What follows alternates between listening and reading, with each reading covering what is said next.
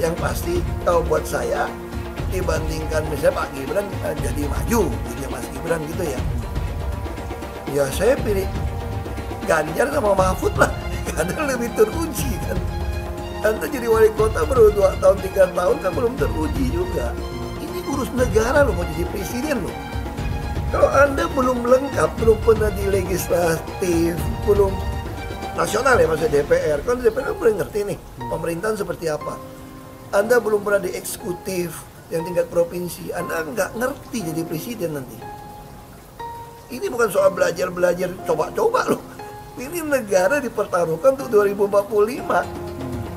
Kita kan mau mencapai 100 tahun ini mau jadi apa? Kalau coba-coba, ini negara sebentar lagi 300 juta penduduk kita.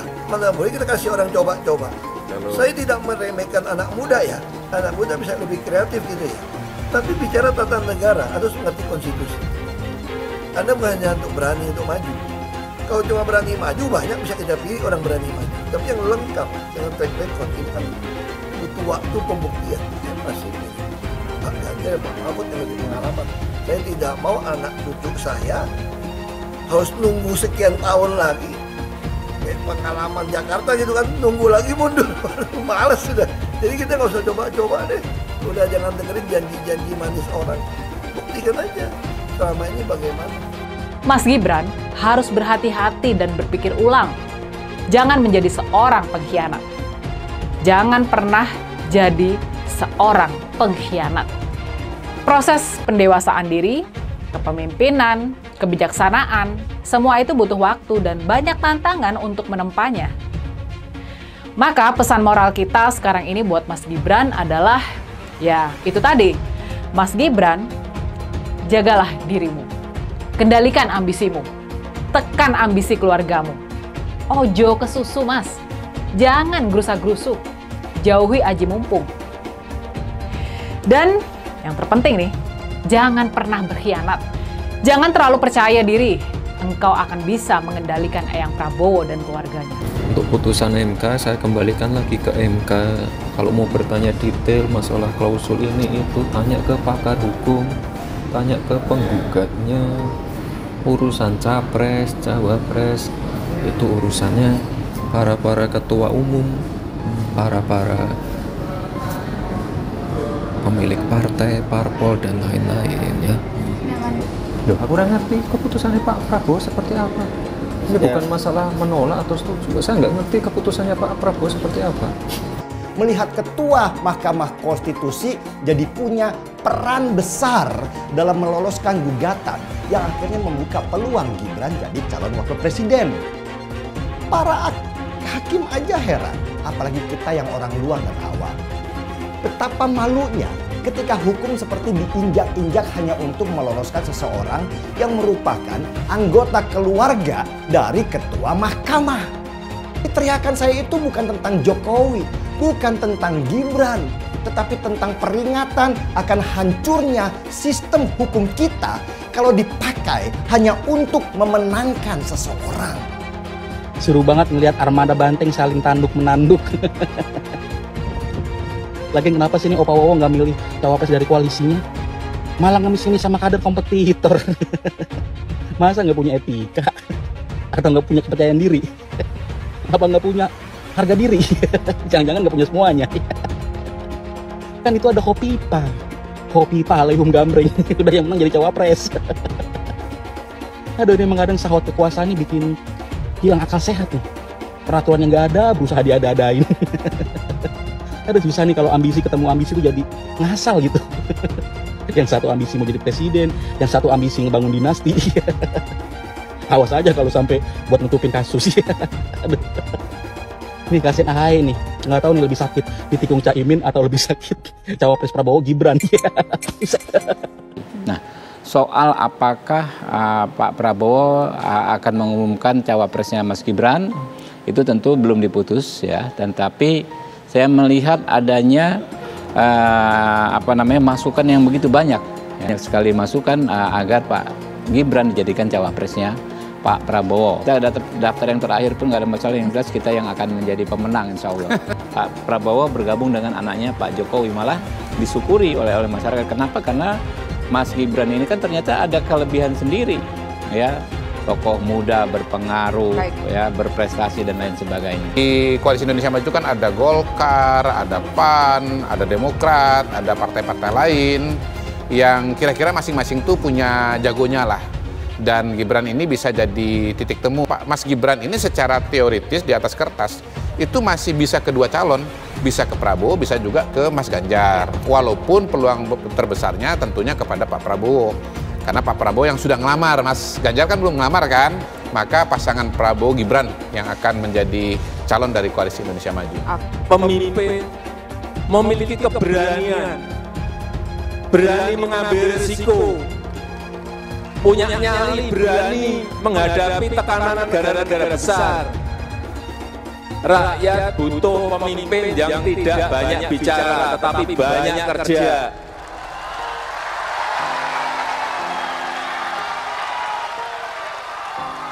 Yang mau bekerja untuk rakyatnya, yang mau bekerja untuk bangsanya, yang mau bekerja untuk negaranya.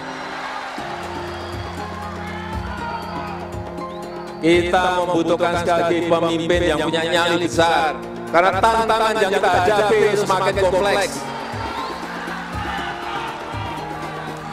Dan ingat, pemimpin kita, presiden kita ini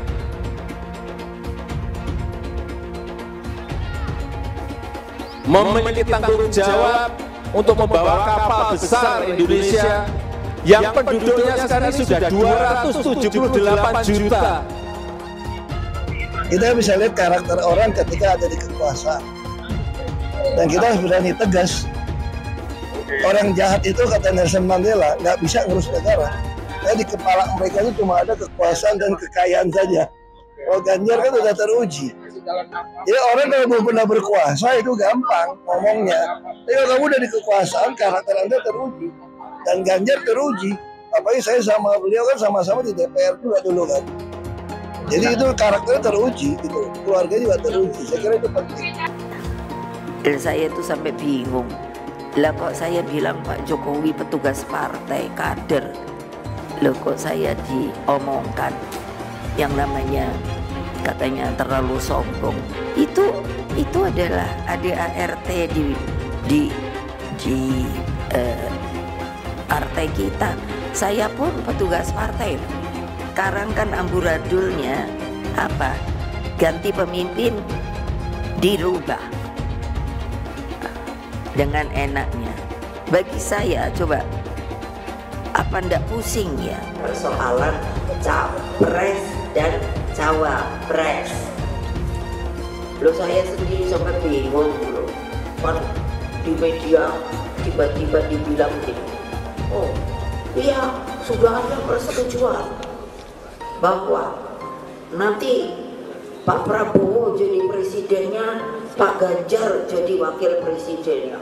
Aku terus di rumah melongo, ini yang ngomong si sopo ya. Lah aku kok ketua umumnya malah nggak ngerti. Coba terus nggak usah didengerin. Lebih setuju lagi apa yang disampaikan calon presiden Pak Ganjar Pranowo. Tadi saya bisik-bisik ke beliau, Pak, nanti habis dilantik, besoknya langsung masuk ke kedaulatan pangan. Nggak usah lama-lama. Perencanaannya disiapkan sekarang, begitu dilantik besok langsung masuk ke kerja kedaulatan pangan. Sehingga swasembada pangan, ketahanan pangan, kedaulatan pangan itu betul-betul kita miliki. Dan saya yakin Pak Ganjar mampu menyelesaikan ini. Ya kita jujur aja ngomong, kalau Anda mau jadi presiden, wakil presiden. Nah kalau tanya sama saya, kamu mau jadi politisi, mau jadi apa sih? Ya kalau nggak beres negara ini, ya saya mau jadi presiden. Kan cuma jadi presiden bisa cepat membereskan itu. Coba lihat, kayak di DKI, kok nggak ada Ahok, nggak ada demo. Kalau Ahok nggak nyalon kan nggak ada masalah kemarin. Coba kalau ada Ahok, jadi Ahok itu adalah orang yang tidak boleh di politik. Karena dia membuat bangsa ini tidak bisa bersatu. Dia terbalik-balik. Yang pengen pecahin orang siapa? Kok saya yang dituduh? Ini bagi saya itu aneh gitu loh. Tapi itu fakta.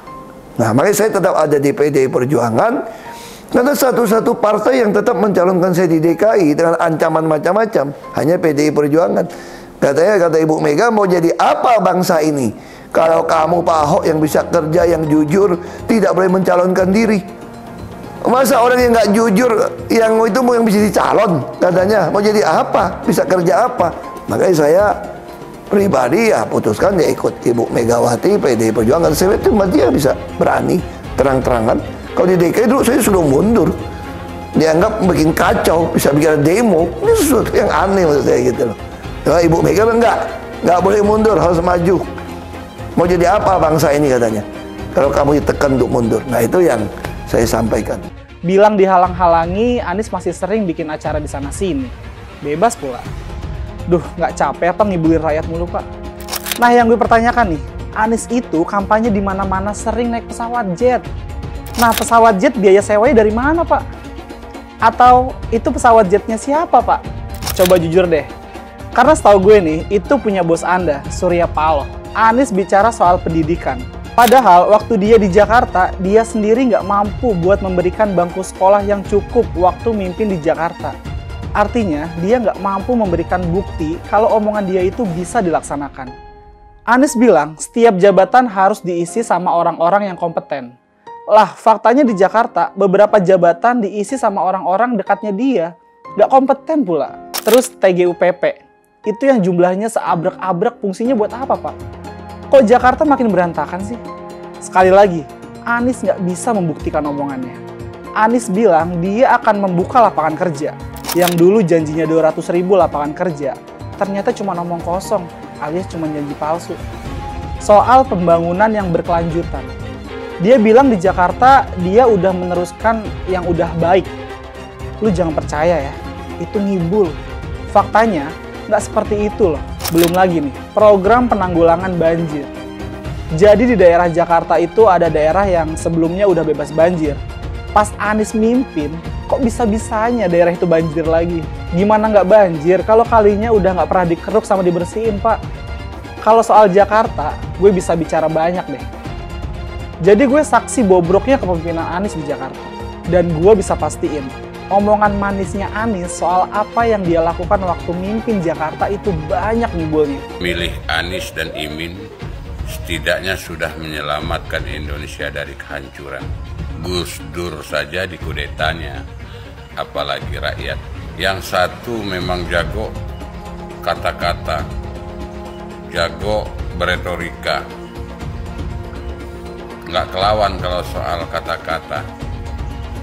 Di sisi lain, kita sama-sama melihat yang sudah ditulis pakai tangan dia sendiri, pakai hati dia sendiri, lagi dia ingkari, apalagi hanya mengandalkan kata-kata dan janji.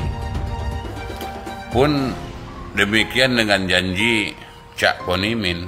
Gus Muhaimin memberikan program siapapun yang hamil yang ada di muka bumi Indonesia ini akan diberikan tunjangan selama hamil. Karena itu yang masih jomblo secepatnya nikah, hamil, dibiayai kehamilannya oleh Gus Muhaimin. Akan mendapatkan subsidi, akan mendapatkan tunjangan rata-rata 6 juta selama kehamilan. Gus Muhaimin dan PKB menang. Semua yang punya sepeda motor, BBM-nya kita subsidi gratis tanpa biaya.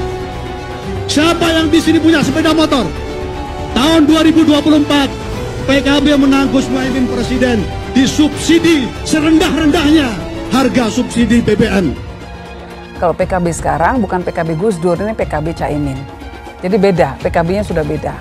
Jadi nggak bisa lagi menurut saya, memang masih tetap jualan nama Gus Dur, itu ada larangannya jelas sekali. Tapi ya namanya orang masih mencuri-curi, kebiasaan kayaknya mencuri-curi. Mencuri partai, sekarang mencuri gambar. Gus Dur pendiri partai, orang yang dikatakan oleh Caimin sebagai guru politiknya, malah dikudeta, apalagi rakyat. Susah kan mau milih pemimpin seperti itu nanti? Pak Prabowo hari ini adalah calon presiden dari Partai Gerindra. Saya sampaikan berkali-kali bahwa saya tidak ingin menjegal, saya tidak mau menjadi orang yang dibawa untuk berhadapan dengan Pak Prabowo dan menghentikan Pak Prabowo. Saya tidak mau. Dan saya katakan itu kepada siapapun yang datang kepada saya untuk berbicara tentang calon presiden. Yang nanti anak saya dan anak-anak saya akan ingat itu. Nah, saya tidak mau mengkhianati, menikam pada orang yang dulu sudah bekerja, membantu, dan berjuang bersama. Bapak Politik Identitas Indonesia Anies Baswedan, Bapak Intoleransi Indonesia Anies Baswedan, jangan lupakan, jangan terlena, jangan sampai dia pecahkan kita dengan dagangan ayat dan mayatnya. Air itu turun dari langit, turunnya ke atap rumah langsung sumur bor, bukan ke sungai dan ke laut. Saya mensyukuri kenapa kalah, kenapa ditahan. Saya bersyukur atas itu semua. Saya coba bayangkan ya, kalau seandainya waktu itu kita menang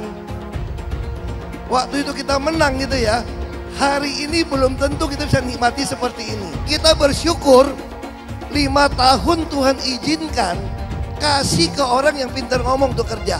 Coba kalau kita bayangkan gitu ya, kalau kemarin saya masih jadi gubernur, ini saya udah turun ini. Tapi yang pintar ngomong itu dikira orang hebat kan? Ini lebih berbahaya tahun 2024, langsung ketahuan karakternya. Langsung ketahuan itu. Di saya juga ada kutipan Pak di kamar saya Pak. Tulisannya, Jakarta telah mengambil keputusan yang fatal. Jangan hanya konsentrasi pada pembangunan benda-benda mati yang indah difoto dan bisa ditunjukkan dalam 5 tahun hasilnya. Kalau kita mau menilai sebuah janji, maka lihat janjinya atau lihat kenyataannya. Dulu janjinya apa ya? Dan ini aneh, betul-betul aneh. Ini bukan kampanye, tapi saya sampaikan di sini.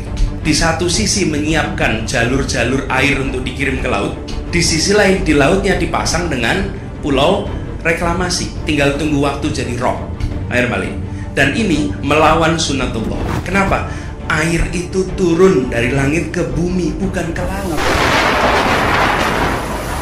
Harusnya dimasukkan ke dalam bumi, masukkan tanah. Di seluruh dunia air jatuh itu dimasukkan ke tanah. Bukan dialirkan pakai gorong-gorong raksasa ke laut. Jakarta telah mengambil keputusan yang fatal. Bukan banjir, itu memang parkir air. Bukan banjir, itu memang parkir air. Masyarakat berkeliling dengan membawa toa untuk memberitahu semuanya, termasuk sirine. Naik iPhone 82 miliar. Apa alat transportasi yang dimiliki oleh hampir setiap orang? Alat transportasi yang dimiliki semua orang adalah kaki. Kalau seandainya orang Jakarta percaya Pak Anies jadi gubernur pun, saya berani jamin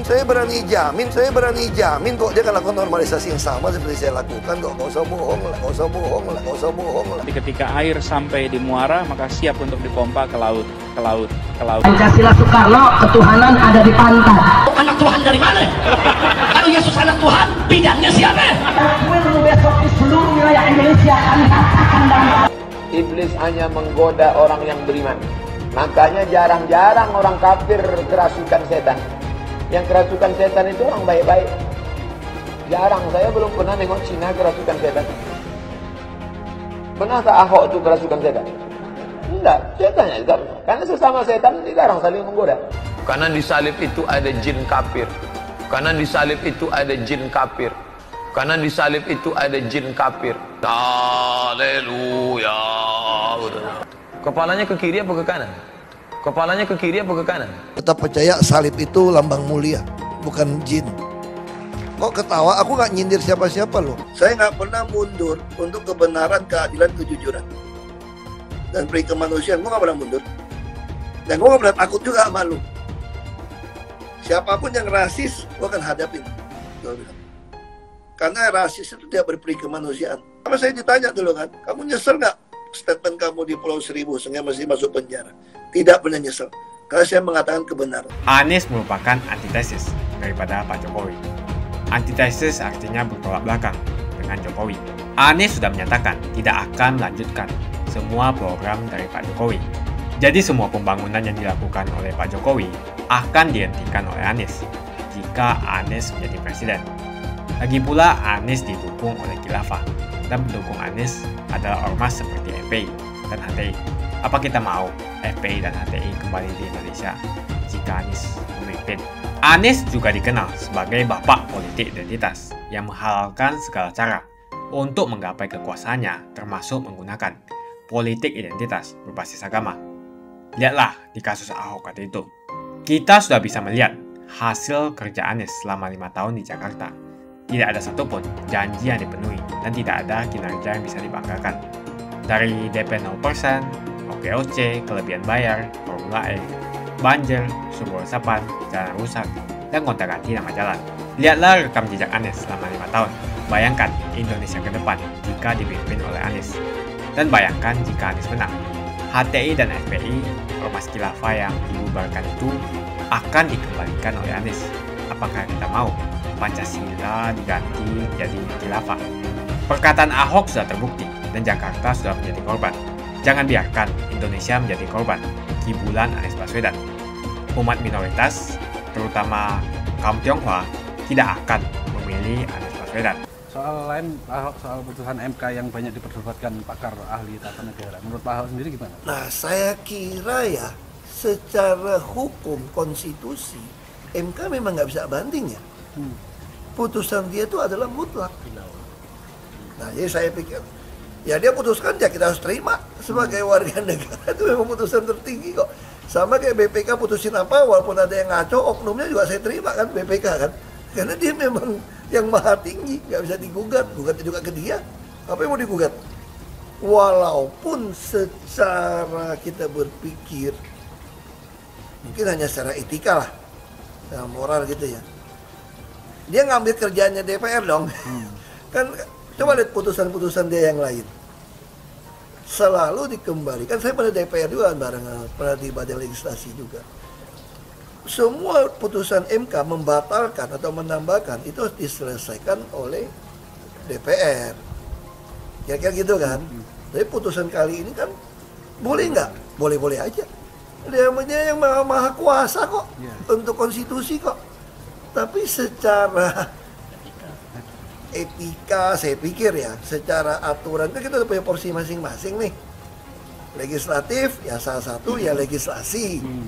MK yang menjaga konstitusi supaya undang-undang apapun yang keluar tidak melawan konstitusi kita, kan itu tujuannya. Terus ada yang bilang ini kan jalan untuk Gibran sebagai maju sebagai cawapres dan katanya akan saya kira jalan nggak jalan bagi saya sah-sah saja kalau mereka mau putuskan. Kalau Gibran akhirnya maju berkat keputusan ini, gimana pendapat Pak? Ya, menurut pendapat saya tergantung rakyat mau pilih atau enggak. Betul nggak? Nah, yang pasti kalau buat saya dibandingkan misalnya Pak Gibran jadi maju gitu, Mas Gibran gitu ya. Ya saya pilih Ganjar sama Mahfud lah, karena lebih teruji kan. Anda jadi wali kota baru 2 tahun 3 tahun kan belum teruji juga. Ini bicara nyali nih, saya bilang nih, karena korupsi kan udah jadi akar semua masalah. Nah, mungkin Anda jujur, Anda boleh jadi orang jujur. Yang kita butuhkan sekarang ini jujur dan berani. Kalau cuma jujur nggak berani nggak ada guna. Berani nggak jujur lebih celaka juga. Berani nyolong lebih celaka. Tapi kan jujur, saya yakin. Tapi Anda berani nggak? Nah, saya nggak mau campur gimana pun, Pak Jokowi kan teman saya. Ini teman, dan saya menganut satu filosofi begini ya. Siapapun jadi presiden itu seizin Tuhan, seizin Allah. Maka saya respect, tetap hormat kepada presiden. Sekalipun bisa mengecewakan atau apapun, tapi saya harus hormat. Karena itu ada jabatan yang Tuhan beri. Jadi kalau soal walaupun hormat teman ke pasangan, ya saya pasti pilih Pak Ganjar, Pak Mahfud yang lebih pengalaman. Saya tidak mau anak cucu saya harus nunggu sekian tahun lagi. Kayak pengalaman Jakarta gitu kan, nunggu lagi mundur. Males sudah. Jadi kita nggak usah coba-coba deh. Udah jangan dengerin janji-janji manis orang. Buktikan aja selama ini bagaimana. Jadi kalau Ibu Mega selalu ngomong begini, kalau saya ketemu ngomong, kenapa beliau bisa pilih Ganjar, kenapa bisa pilih saya maju ke DKI, tapi Pak Mahfud, beliau selalu katakan, ini urus negara loh, mau jadi presiden loh. Kalau Anda belum lengkap, belum pernah di legislatif, belum nasional ya maksud DPR, kan DPR kan belum ngerti nih pemerintahan seperti apa. Anda belum pernah di eksekutif yang tingkat provinsi, Anda nggak ngerti jadi presiden nanti. Ini bukan soal belajar-belajar coba-coba loh. Ini negara dipertaruhkan untuk 2045. Kita kan mau mencapai 100 tahun ini mau jadi apa? Kalau coba-coba, ini negara sebentar lagi 300 juta penduduk kita. Mana boleh kita kasih orang coba-coba. Saya tidak meremehkan anak muda ya. Anak muda bisa lebih kreatif gitu ya. Tapi bicara tata negara, harus mengerti konstitusi. Anda bukan hanya untuk berani untuk maju. Kalau cuma berani maju, banyak bisa kita pilih orang berani maju. Tapi yang lengkap dengan track record, ini kan butuh waktu pembuktian. Saya tidak meremehkan orang muda. Orang muda, Anda harus berani tunjukkan bahwa Anda bisa tidak kalah sama orang tua. Saya setuju. Betul kan? Tapi juga orang tua juga jangan mengatakan saya sudah tua, enggak juga. Karena proses sebuah pengalaman hidup ini, apalagi ngurus negara, Anda butuh pengalaman. Minimal legislatif di DPR. Itu yang disampaikan oleh Ibu Mega. Saya kira ini satu pasangan yang cocok banget ya. Nah, kan kita tahu kan, kalau ditanya orang satu kata, apa sih akar masalah di negara kita? Itu satu, korupsi. Nah, kalau untuk atas itu bagaimana? Selain transparansi, butuh kepala yang berani lurus gitu loh. Kan banyak juga orang jujur, tapi tidak berani menyuarakan kejujuran atau melawan, tahu nggak? Nah, begitu. Makanya saya bersyukur sekali Ibu Megawati yang memang bijak dari dulu, nggak hitung-hitungan primordial, nggak hitung-hitungan duit. Nah, kan sama tuh waktu calonkan saya dengan Pak Jokowi kan, saya masih ingat ada orang yang nyeletuk begini, nggak salah tuh nyalonin dua orang yang sama-sama kere miskin gitu loh, nggak salah tuh. Ini kan Jokowi, Ahok udah orang daerah sama-sama kere miskin kok dicalonin.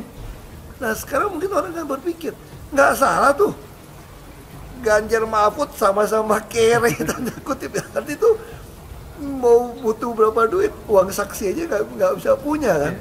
Tapi kan akhirnya masyarakat nyumbang. Masyarakat digerakkan untuk nyumbang. Nah selama saya yakin kok, masyarakat kita kan bukan bodoh kan. Waktu saya calon gubernur aja, kalau nggak salah dapat 70 berapa miliar resmi masuk ke bank. Sampai di stop dari KPUD. Karena melebihi. Jadi sebenarnya rakyat itu ngerti kok pilih orang. Bahkan mau nyumbang sebetulnya. Asal Anda betul-betul teruji. Waktu itu orang bilang nggak mungkin. Teman-teman partai waktu Komisi 2 nggak mungkin Ibu Mega kasih kamu dampingin Pak Jokowi jadi wakil.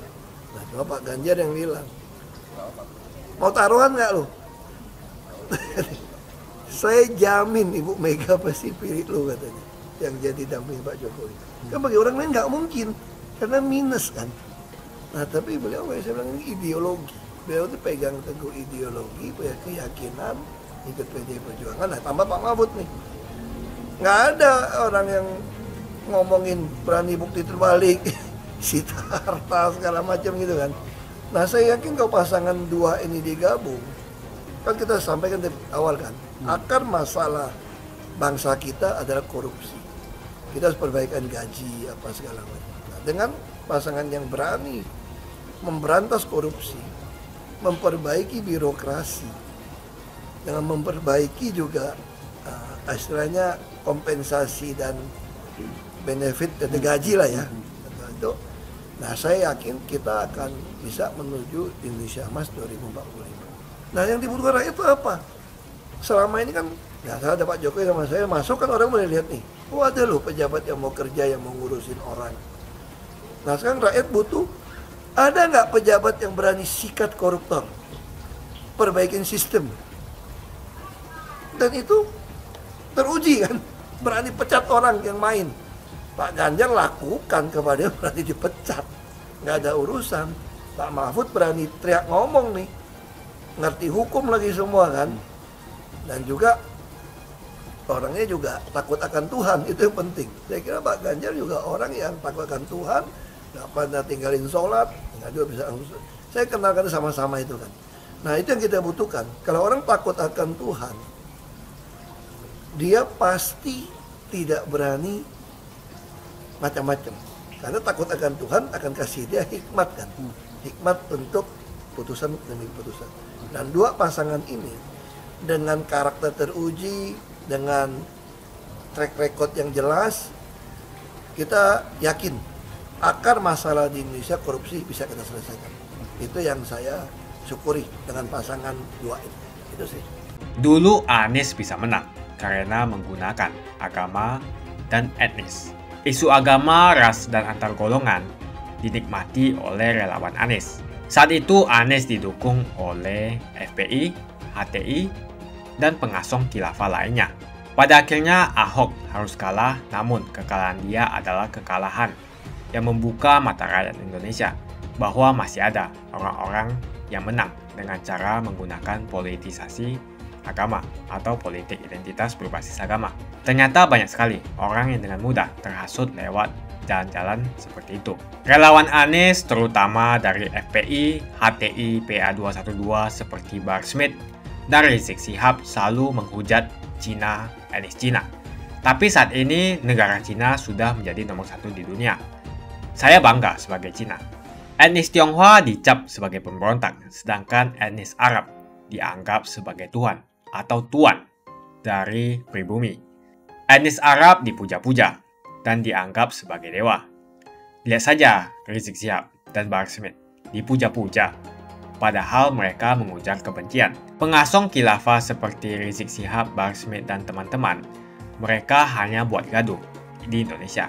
Sedangkan negara yang mereka sanjung-sanjung itu, Arab Yaman, masih belum maju dan masih terbelakang. Saya percaya Indonesia dengan mayoritas pribumi juga akan menjadi negara maju. Seharusnya Arab Yaman belajar dari negeri Cina. Seperti kata kitab suci, belajarlah sampai ke negeri Cina. Anies dan juga pendukung Anies seperti Rizik Syihab, Bahar Smith, dan kelompok-kelompok HTI dan FPI harus belajar ke negeri Cina supaya tidak lagi melakukan kelebihan bayar.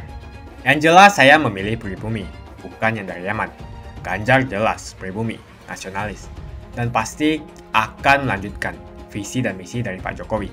Suara Ahok merepresentasi warga minoritas, dan etnis Tionghoa mendukung Ganjar Pranowo. Ahok pasti akan mendukung Ganjar, karena Ahok anti radikalisme. Ahok yang jelas tidak akan mendukung Anies Baswedan, karena Anies Baswedan didukung oleh kelompok khilafah, HTI, dan FPI. Ormas terlarang itu. Anies merupakan antitesis daripada Pak Jokowi dan diragukan kenasionalisannya, apalagi pribumiannya. Antitesis artinya bertolak belakang dengan Jokowi. Anies sudah menyatakan tidak akan melanjutkan semua program dari Pak Jokowi. Jadi semua pembangunan yang dilakukan oleh Pak Jokowi akan dihentikan oleh Anies jika Anies menjadi presiden. Lagi pula Anies didukung oleh khilafah dan pendukung Anies adalah ormas seperti FPI dan HTI. Apa kita mau FPI dan HTI kembali di Indonesia jika Anies memimpin? Anies juga dikenal sebagai bapak politik identitas yang menghalalkan segala cara untuk menggapai kekuasaannya, termasuk menggunakan politik identitas berbasis agama. Lihatlah di kasus Ahok waktu itu. Kita sudah bisa melihat hasil kerja Anies selama 5 tahun di Jakarta. Tidak ada satupun janji yang dipenuhi dan tidak ada kinerja yang bisa dibanggakan. Dari DP 0%, OKOC, kelebihan bayar, Formula E, banjir, sumber resapan, jalan rusak, dan gonta-ganti nama jalan. Lihatlah rekam jejak Anies selama 5 tahun. Bayangkan Indonesia ke depan jika dipimpin oleh Anies. Dan bayangkan jika Anies menang. HTI dan FPI, ormas khilafah yang dibubarkan itu, akan dikembalikan oleh Anies. Apakah kita mau Pancasila diganti menjadi khilafah? Bagian Indonesia Timur yang mayoritas non-muslim seperti Bali tidak akan setuju dengan khilafah atau sistem khilafah. Mungkin Indonesia akan bubar jika Anies menjadi presiden. Perkataan Ahok sudah terbukti dan Jakarta sudah menjadi korban. Jangan biarkan Indonesia menjadi korban kibulan Anies Baswedan. Umat minoritas, terutama kaum Tionghoa, tidak akan memilih Anies Baswedan. Saya yakin karma Ahok mengejar Anies Baswedan. Dulu Anies memainkan politik identitas kepada Ahok. Sekarang Anies dipertanyakan kepribumiannya karena dia dari Yaman. Itu saja opini saya hari ini. Tuliskan opini kalian. tentang Anies Baswedan. Jika kalian setuju dengan pendapat saya di video ini, pastikan kalian menekan like di video ini dan bagikan video ini ke teman dan family Anda supaya mereka semua mengetahui tentang informasi ini.